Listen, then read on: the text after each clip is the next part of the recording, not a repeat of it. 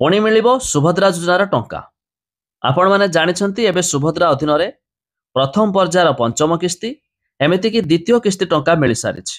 अर्थात एबे अनेक हिताधिकारी दुई दुई किस्तीर 10,000 टंका पाई सारी। हेले एबे भी अनेक हिताधिकारी बाकी रहिछंती जेमानकु टंकाटिए भी मध्य मिली नाही। तेबे सेमाने केबे पुणी पाइबे टंका जहाँ आमे भिडियो रे जानिबा शेष पर्यंत देखंतु। जदि आपण माने भी सुभद्रा स्कीम रे आवेदन करिछंती आ टंका पाई नांती तेबे भिडियो आपणको पई बड़ गुरुत्वपूर्ण।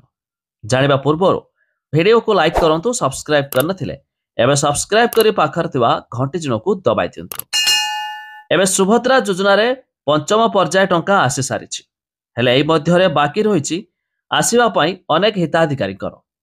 आपण माने जानिथिबे किछि दिन पूर्वरु राशन कार्ड को नै द्वंद्व थिबा बेले किछि हिताधिकारीकर आईटीआर फाइल पई द्वंद्व रहिथिला, जहाँ फल सामानक अकाउंट रे टंका मध्य जमा होई नथिला।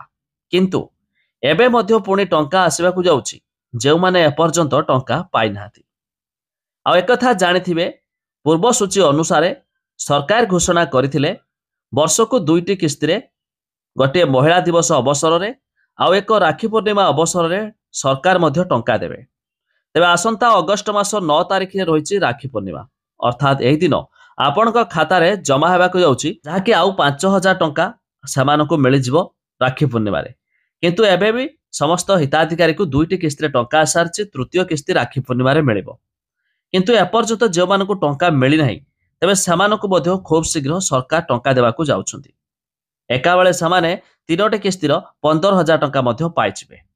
तेबे आपण भी चाहिले एहार लिस्ट वगैरह चेक करि पारिबे। जो मानकर नाम थिबो सेमानकु मध्य टंका मिलि जिवो। किंतु अनेक हिताधिकारी एपर्यंत भी जानि पारुनाहांती सेमानकर डीबीटी एनाबल्ड अकाउंट रहिथिबा जरूरी। तेबे मध्य सरकार टंका पठाइले सेमानक खाता रे जमा हेबो बोली। तेबे तो आपण जानिंती, आपण जानि पाइले शेयर कर निश्चित सांग साथी मानकु निहाती हवारे जणाई दियंतु।